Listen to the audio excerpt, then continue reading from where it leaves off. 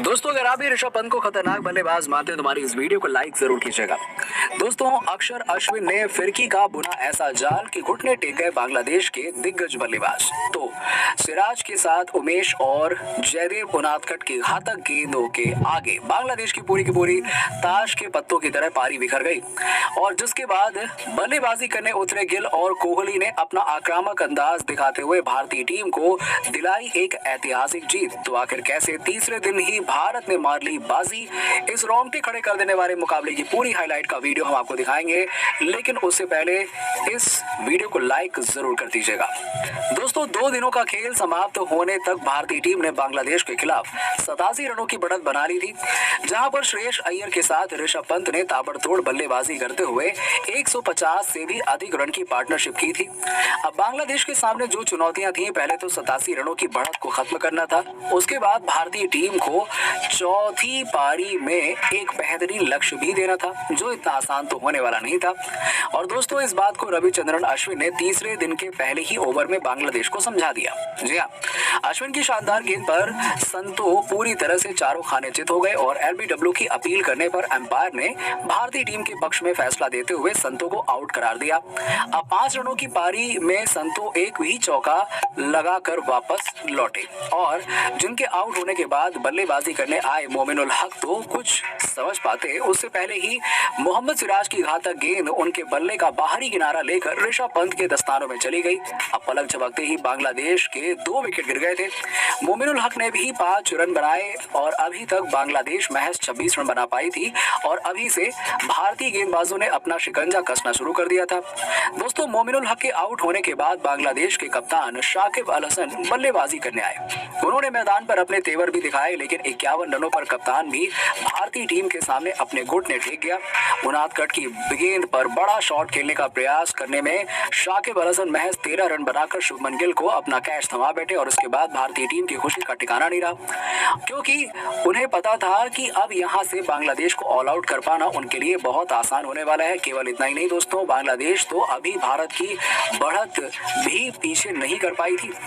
कप्तान शाकिब के आउट होने के बाद मुशफिकुर रहीम अपनी टीम को संभालने के लिए आते और इस खिलाड़ी पर बहुत बड़ी जिम्मेदारी थी, क्योंकि इन्हें बांग्लादेशी बल्लेबाज की रीढ़ की हड्डी माना जाता है।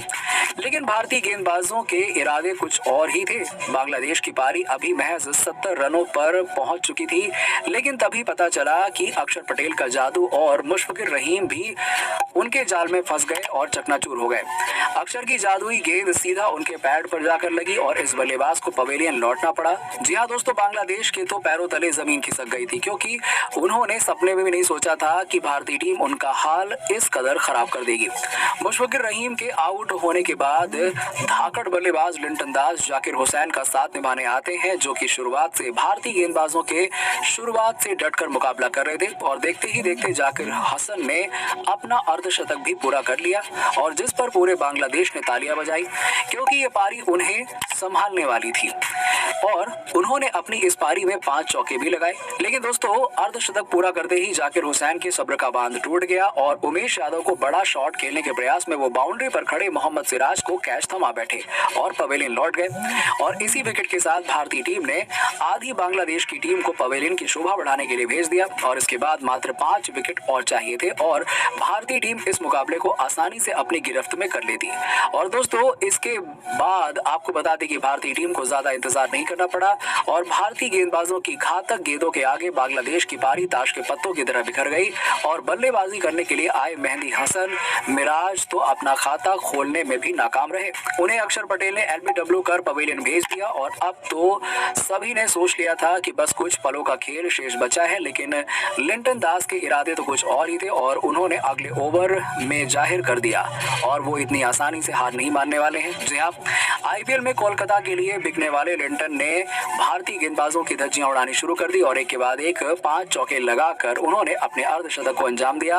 अब दोस्तों लिंटन की पारी देख भारतीय टीम के तो होश उड़ गए थे, लेकिन बांग्लादेश की तो खुशी का ठिकाना नहीं रहा, क्योंकि जहां बांग्लादेश को 50 रनों की बढ़त भी नहीं मिलने वाली थी, वहां लिंटन दास ने उनकी बढ़त को 100 रनों के पार पहुंचा दिया था। अब जल्द से जल्द भारत को लिंटन के विकेट की दरकार थी, हालांकि दूसरे छोर से कोई भी उनका साथ नहीं दे रहा था। नूरुल हसन भी अक्षर की फिरकी में ध्वस्त होकर पवेलियन लौट गए, लेकिन लिंटन भारतीय टीम से इस मुकाबले को दूर ले जा रहे थे और दोस्तों तभी हुआ चमत्कार। और आपको बता दें कि लिंटन दास को आउट करने की जिम्मेदारी अपने कंधों पर उठाई लिंटन दास के जानी दुश्मन मोहम्मद सिराज ने। उन्होंने लिंटन दास को उनके बदतमीजी को मुंहतोड़ जवाब देते हुए उनके तीनों विकेट उखाड़ फेंके और बांग्लादेश की रीढ़ की हड्डी को तोड़ दिया और लिंटन दास 7 चौकों की बदौलत 73 रन बनाकर पवेलियन लौट गए। बस फिर क्या था, कोई भी बांग्लादेशी बल्लेबाज ज्यादा कुछ नहीं कर पाए। जी हाँ दोस्तों, लिंटन के आउट होने के बाद भारतीय गेंदबाजों ने उनके 2 विकेट बहुत जल्दी निपटा दिए और हर एक भारतीय गेंदबाज को सफलता हासिल हुई, लेकिन सबसे अधिक अक्षर पटेल ने 3 विकेट हासिल किए।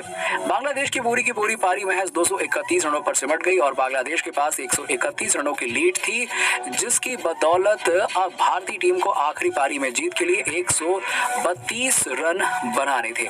दोस्तों, भारत के लिए इस लक्ष्य को हासिल करने की जिम्मेदारी अपने कंधों पर उठाते हुए गिल और राहुल की जोड़ी मैदान पर आती है शुरुआत करने के लिए। और अब सभी ने सोचा था कि ये बड़े ही आसानी से भारतीय टीम इस मैच को जीत लेगी, लेकिन कप्तान राहुल हर बार की तरह फ्लॉप साबित हुए और जिससे बांग्लादेश को वापसी करने का मौका मिल रहा था, लेकिन किंग कोहली के साथ राहुल ने मिलकर संभाल लिया और बांग्लादेश के इस सपने को चकनाचूर कर ताबड़तोड़ बल्लेबाजी करनी शुरू कर दी। और देखते ही देखते दिन का खेल खत्म होने से पहले भारतीय टीम को जीत की दहलीज पार करवा देंगे, ऐसा लग रहा है।